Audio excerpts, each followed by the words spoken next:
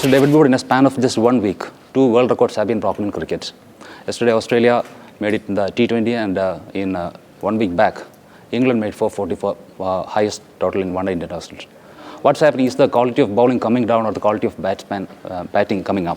There are some wonderful players throughout the world. I think the young guys now are very innovative. They have no fear, and they'll go out. And I actually feel sad for the bowlers sometimes, especially when the wickets are flat and they've got to work really hard. The skill level of the players is exceptional. How has batting evolved? I think during my career, one-day cricket was new, and people were a little cautious to begin with. There were certain scores that you felt you were able to defend. Like I can remember playing for Australia, and we won many games with 220, 230, and being able to defend those through very good bowling and fielding efforts. So now it's just evolved with the guys' different attitudes. They become more comfortable with the games, and it's moved forward, and it's just exciting to watch. Don't you feel the batsmen are in an advantageous position with the cricketing rules changing in favour of batsmen and bowlers at the receiving end? Well, some may see it that way. Maybe you will release as a batsman. It's quite a difficult question to answer, because obviously you go out there and you want a fair contest between the bat and ball. But I think for the people that they want to see runs scored. There's no point playing a 50-over game and a side being bowled out for 80. But isn't it a fact that... that's the nature of the game and the way it's evolved. But isn't it a fact that the batsmen are getting the undue advantage of the rule changes? As I said, I think some people may see it that way.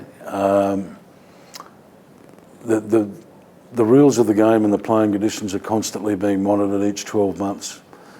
Each team has an input into that, and then the members and the representatives of each country form together to form the board of the ICC. Recommendations are made to that cricket committee, and the playing conditions come forward. How is T20 going to impact the future of Test cricket? I think T20 is wonderful for the game. It's another avenue for us to promote the game of cricket. It's another avenue for us to introduce new people and cultures to the game of cricket, where they may have been traditionally used to shorter forms of sport, such as rugby or English football, to bring them into the game of cricket.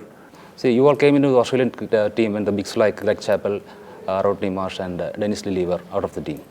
How difficult was it to build an Australian team under Alan Border? We had our difficulties because there was, with the exception of Alan, there was very little experience in the team, and we struggled. Basically, there was the retirement of the big three, as they're called. There was a rebel tour to South Africa, which a lot of players, so our depth in Australian cricket was fell.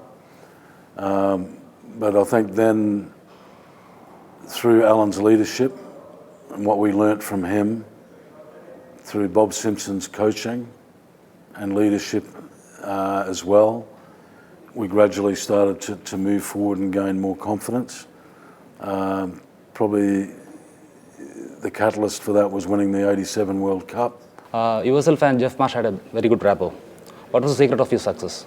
Geoff and I were just good friends. We enjoyed batting together. We enjoyed each other's company. We had a lot of faith and confidence in each other.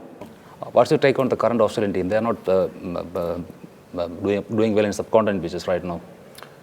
I don't think that's a surprise to a lot of people. I don't think historically Australian cricket teams have done exceptionally well. I can recall we beat Sri Lanka in Sri Lanka in I think about '92, and that was about it. I know during what we never beat India in India. It seemed to always be 1-1 or 0-0 and things like that.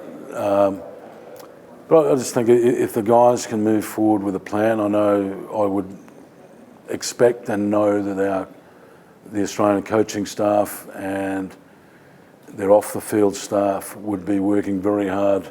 Which is the toughest bowler you have faced? Mate, any player any bowler that I faced on the cricket field was difficult. But I think over quite a long period of time, I've always thought that day in and day out, for his consistency, effort, was my best fast bowler would be Malcolm Marshall. Who's the best Indian bowler? That's a difficult one. I work with Javagal Srinath, so he'll hit me if I don't say him.